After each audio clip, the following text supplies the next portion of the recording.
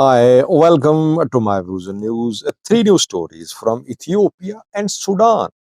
Sudan, viewers, where now several institutions have shared details of the territories under RSF control and Sudanese military control. How much of Sudan is under RSF control now? Before that, two other news stories. One is from the Amhara region. US has sent a message, delivered a message to Ethiopian government about the conflict in the Amhara region. What is this US message?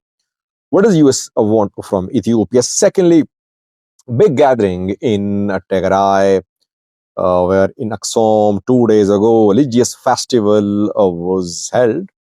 3 years after the war, this celebration was held, one of the biggest celebrations of the Christians in Ethiopia. What happened there? Did the main church leaders, Abune Abraham, Abune Petros, the patriarch Abune Matthias, participate in this celebration, in this festival in Axum or not?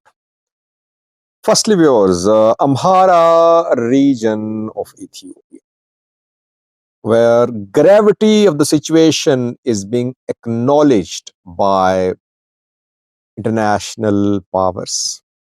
US House Committee on Foreign Relations held a hearing 3 days ago.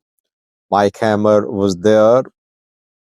Several US lawmakers asked questions, raised questions about US foreign policy regarding Ethiopia. And there Mike Hammer explained US position about the Amhara region. What does US want? What has US proposed to Ethiopian PM Abiy? Mike Hammer confirmed, by the way, that he told the Prime Minister of Ethiopia that war is not a solution in the Amhara region. That this is official position of of the US government about Ethiopian military operation in Amhara, that war, military operation is not a solution. This point is very important. Secondly, US is demanding lifting of emergency in the Amhara region. Because under the state of emergency, human rights abuses are being committed, people are being detained without due course of law following. So, US is demanding lifting of state of emergency. Thirdly, US has offered to mediate between the groups in Amhara and Ethiopian government.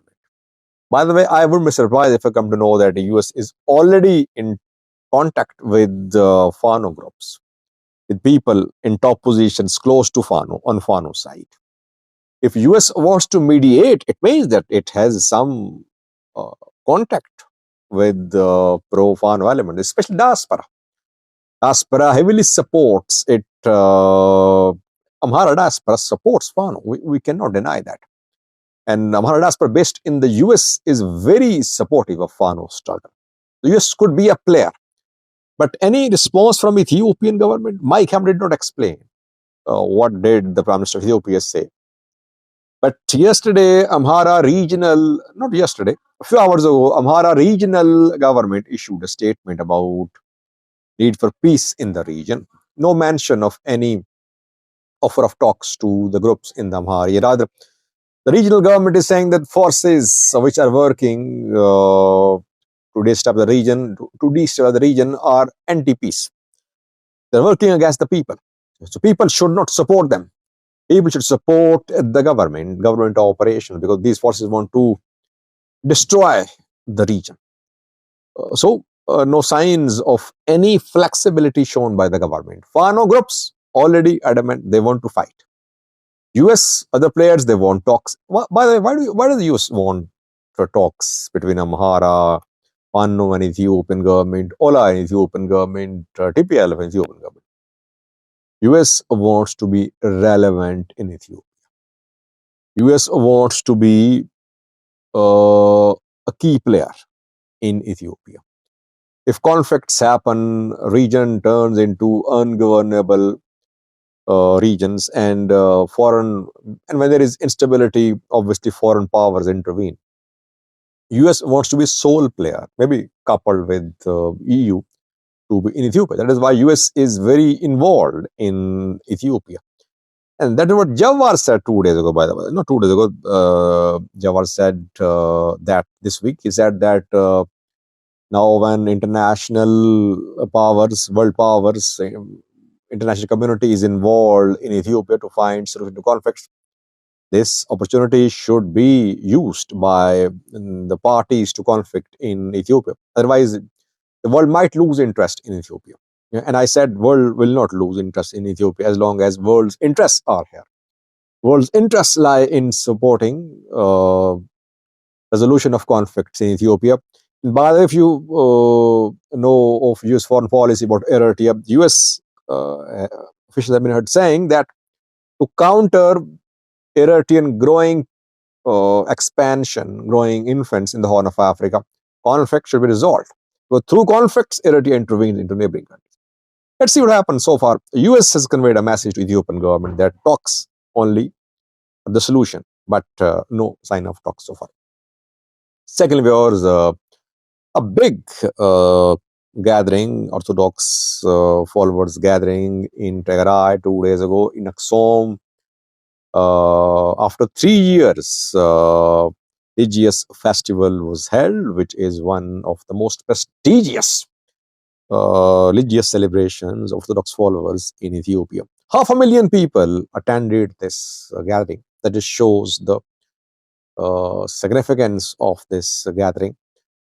Axum is seen as the city where Ark of Covenant is. That is why for Orthodox followers, the city has a significant importance. Did Orthodox Church leaders also attend this festival? Because we know that Manbar Salama has announced its split with the main church. Manbar Salama has no patriarch or the synod, but it has started appointing bishops. Now we have seen pictures of some archbishops who attended this program. Abune Petros was there. People call him Fano bishop. That he is very supportive of. He has been very supportive of the war on the Amhara, war on Tigray. Abune Petros was seen there. Patriarch was there too. Abune Matthias. So Tigray has a so rich religious history that Orthodox Church cannot distance itself from Tigray. The main church leaders had to come to Axum to attend this religious festival in Axum.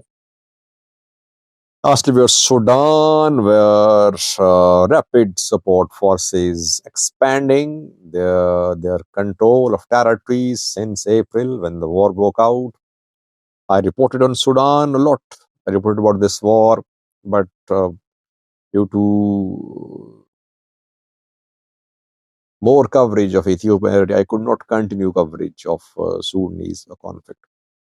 But update for you is that now almost half of Sudan is under RSF control.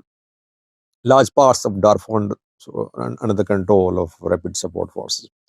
They're making inroads into Kordofan too. They took control of Jabal Olia, 40 kilometers away from Khartoum in recent days, and they might try to make a move towards the northern and southern parts of Sudan too.